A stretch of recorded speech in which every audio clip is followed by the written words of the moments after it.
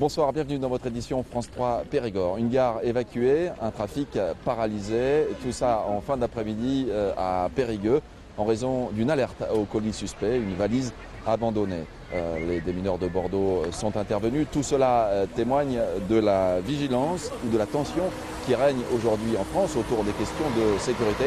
La sécurité, il en était question aujourd'hui en préfecture. Le préfet avait convié les maires du département pour aborder ce sujet. Le reportage de Laurence Couvrant et Nicolas Passy. Une minute de silence dans les grands salons de la préfecture. Plus de 300 maires ont répondu à l'invitation du préfet pour en savoir plus sur l'état d'urgence institué par le président de la République. Un régime d'exception qui permet notamment au préfet de recourir lui-même à des perquisitions sans autorisation d'un juge. 19 ont déjà été menées en Dordogne.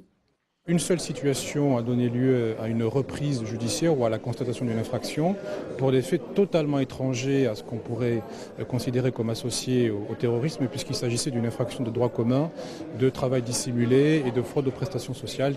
La présence policière sur le terrain a été renforcée notamment sur les axes principaux du département, mais aucun renfort de militaires ou de réservistes n'est annoncé. La question des renforts militaires, vu le nombre de renforts militaires, est une question, je dirais, subsidiaire, puisqu'on a quand même plus de 300 policiers et gendarmes sur le terrain, en permanence, qui font des contrôles, notamment des contrôles routiers, sur réquisition des parquets, ce qui permet d'ouvrir les coffres, de contrôler les identités.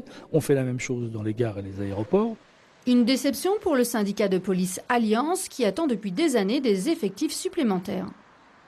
Nous réclamons plus d'effectifs en Dordogne. Aujourd'hui, une mobilisation de tous les collègues, tous les services sont mobilisés sur la voie publique.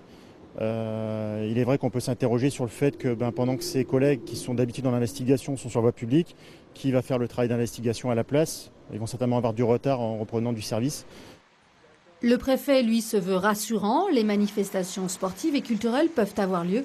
La Dordogne n'est pas plus menacée que le reste de la France.